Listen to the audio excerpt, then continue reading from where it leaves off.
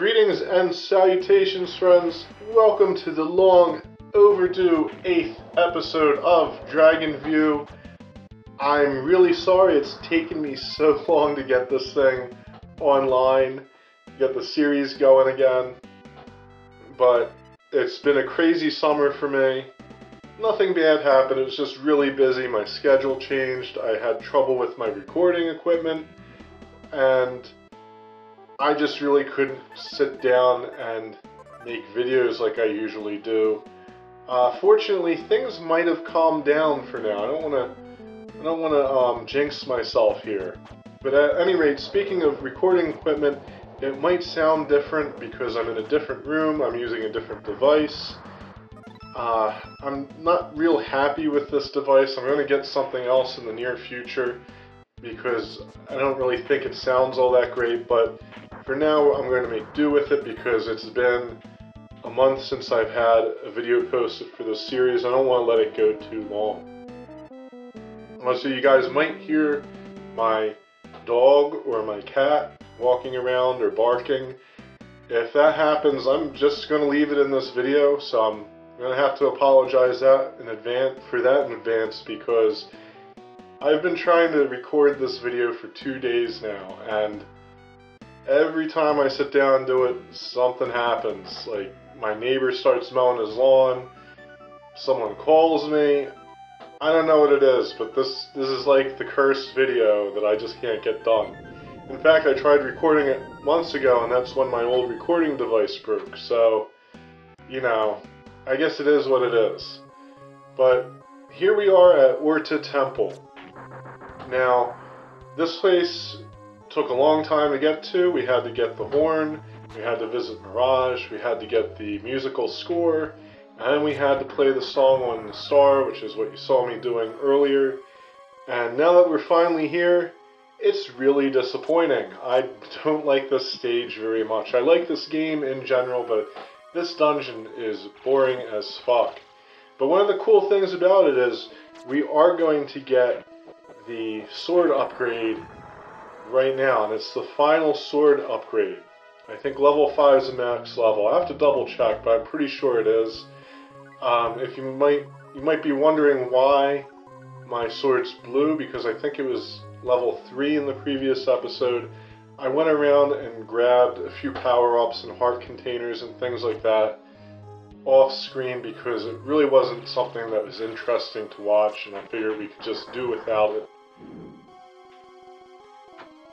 It's kind of strange that you get a fully powered up sword so soon, because I pre-recorded all of these videos. There's, I think, 6 more episodes. Yeah, there's 14 episodes in total. So we're a little bit more than halfway through the game, and Alex has his sword maxed out. I don't know why. I guess they figured you wouldn't find all the power-ups right away. This wasn't a day and age where most people didn't have internet, and most games didn't have guides written for them, so that's possible. It's kind of strange though, because I think his armor's still level 3, and we're not going to get an armor power-up for a long-ass time. It's going to be near the end of the game before we get levels 4 and 5. I don't really know what they were thinking with this setup, but they did it. Now we gotta fall down this hole here. It's a little counterintuitive, some of the things you gotta do in here. Of course we have the disco wizards. I don't know why I call them that. I guess it's because they like raise their hand up in the air. Of course fire rains down on you. So they're flaming disco wizards. One of the nice things about having your sword maxed out is that you can just slap those dudes in the dick and they die. Of course I would die too if someone hit me in the dick with a sword. That's beyond the point. Now you can move these statues to get a heart. You can move, I think, all 3 of them. So I was just kind of showing that off. I didn't really need it much at the time. I am going to pause here for a moment. I probably should have edited this part out because Alex is just standing here doing nothing. He's going to start like looking back and forth, swishing his hair around like a 90s hero. But I kind of forgot where to go. and I had to refer to the guide I wrote to see which door that I had to go through. I had to do this a couple of times because if you go through the wrong door, you will be taken back to the entrance of the temple. No one wants to do that. It sucks. Trust me. But yeah, that's one of the good things, I guess, about, like, you know, writing a guide for a game, is that you can always refer to your own walkthrough when you need to. And it's also a good way to test it. Usually I try to play these stages a few times. Usually once is enough before recording, so I know what I'm doing. I was a little bit overconfident, and I was like ready to record after one playthrough. Probably should have done it twice, so I had it all down pat. But at any rate, if you're interested in my guides and my reviews, as well as the reviews of several other fine individuals, you can check out retromageddon.com. It's a website, same name as this channel, and you can get all that good stuff. I also have passwords and save files that can be downloaded. And of course, the save files are for this game and most of the games that I've played with some sort of save feature. And we're almost there. Some of these traps don't really fit. Like these spiked balls, I don't know. They seem kind of thrown in there, like they just needed to put something in the room, and they're like, "Yeah, have a spiked ball, motherfucker." I don't know what they were thinking. They could have just put mummies everywhere. I would have been cool with that, because mummies make sense. I mean, it does make sense to have traps in a pyramid, but I don't know, spiked balls that just kind of move back and forth, I don't know, it seems kind of like a ripoff of Zelda to me. Of course, this game is very heavily inspired by Legend of Zelda, as far as I am concerned. And also, the spike pits make sense. They work.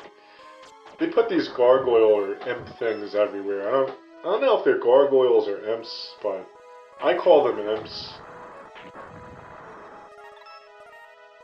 And then there's going to be some traps in a minute that really don't make sense. But whatever.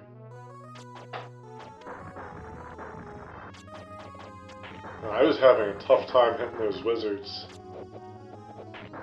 They have weird haircuts too. They have like looks like a box cut. Yeah, see this thing, like, are these lasers? Like, why do you have lasers in a pyramid? You have a Mayan pyramid with Egyptian stuff in it, and lasers. Maybe aliens built it. It was ancient aliens that built this pyramid. And they put mummies in it, just to trick people. They didn't want us getting wise to their plan. Once again, I'm like, I don't know which door to go through. Especially now, because we're really close to the end. And we're going to have to fight a boss. The guy we have to fight's real easy. He's called Jester. Nothing deadly about him. You could probably fight him at a pretty low level and have an okay time. You might need a potion or something. The only thing I had a problem with this guy was his staff extend attack. It was a little annoying. But for the most part, he was just a big wuss.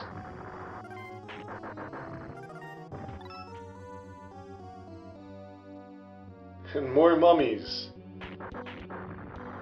See, I'm cool with this. We can fight some mummies. I should have used the Hawza on them. I don't know what I was thinking with that, but I didn't.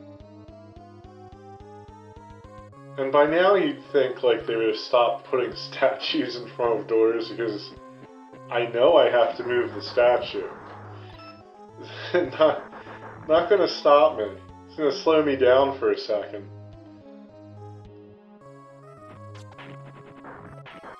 I don't remember, I think Link to the Past had a lot of that.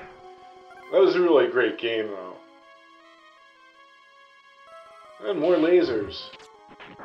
Maybe they're not lasers, maybe they're just Play-Doh. They're Play-Doh extruders, and Alex is allergic to Play-Doh. Okay, so here we have Death Jester. And I kind of just fucked around while fighting this guy and tried magic on him. Because why not? I didn't really try it on him when I was writing the guide, and I was like, well, yeah, maybe there's a spell that works really well on him. Some bosses have magical weaknesses, some don't.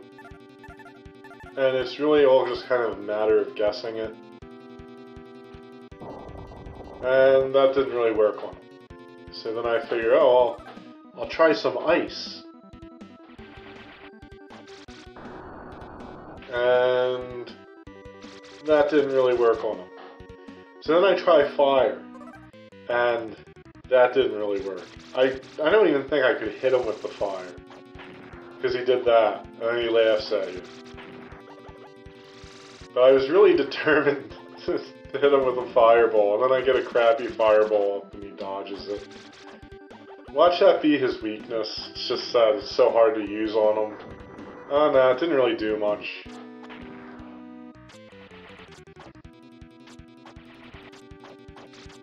Yeah, you can even destroy his attacks. I wasn't doing a good job of it. Because I was just kind of mad at him. I'm like, you need to die, motherfucker. He kept getting me with that staff attack. I think the first time I fought him, I was actually a lower level. It was maybe like level 24, and he was a little bit more dangerous. He wasn't that bad, though. But I was like, I had to be more careful. I just got reckless here. I was just like, I'm killing this dude. Of course, as with all the bosses, he gives you the tremendously disappointing gift of hearts. They should have had the bosses drop like a heart or magic container, or maybe one of the weapon upgrades. I think it would have been cooler if they did that, but they didn't. It would have at least made it feel like you accomplished something from beating the boss. With this, it's kind of like, oh, I won. Now we're going to meet the dragons. Alex, a voice calls to you. He forgot to take his schizophrenia medication, so he's hearing voices. And oh, here we go. We are dragon lords. You possess the Gaurdrak, and thus you are the chosen. We are at your service. We are dragon lords. So they're not the dragon lords. They're just dragon lords. We are winner. That's what that sounds like. Alright, so let's see what they say. But the great war split us, and only we four remain here. Yeah, that's cool. We fear you must have the help of all 8 lords to defeat Giza. When you have the blessing of all 8 of us, the Gaurdrak is sworn. The other 4 Dragon Lords can be found at the Sectra Temple in the swamp. Now notice that they spell this with a C. Keep note of that. The map in the next room will show you the location of that place. After you get the map, return here. We wish to speak further with you. Oh yeah, that's what I want. I want to speak to you more, Dragon Lords. You couldn't get it all out in just one dialogue, right? Now we're going to get the map, but look at this. It's spelled with a K. I don't know why the game doesn't agree on the spelling of one of its own regions. Oddly enough, it almost feels like very genuine, like something that could happen. Like the map's really old and they just pronounced it differently or something. I don't know. Alex, a voice calls to you. Again, the 4 Dragon Lords appear before you. If you go to Ortah in the northeast swamp, you may find the way to Sectra Temple. Hurry now, time is short. And one of the things that these guys do that's really nice is teleport us out of this hellhole. Thank you. If I had to listen to more of that shitty music while walking out, I would not have been happy. I mostly like the music in this game, too. It's just that song and this whole stage, not good. None of it's good. So that's about it. I really just kind of walk out of the desert at this point, and that's kind of the end of the video. Not the best part of the game. I mean, it could have been worse. It was alright. Like I said, this is a pretty good game. I like it. But it has its high points and low points. And, you know, sometimes some of the levels are a little boring. But, whatever. It's all good. So, I hope you guys enjoyed this video. I enjoyed making it. And I'm really happy that I finally got this damn video done without being interrupted by something. And, you know, watch the phone ring. If that happens, I don't care. The phone can ring. Should probably put it on silent, actually. But anyway, thank you so much for watching. I will be back with more. And until next time, good luck and happy gaming.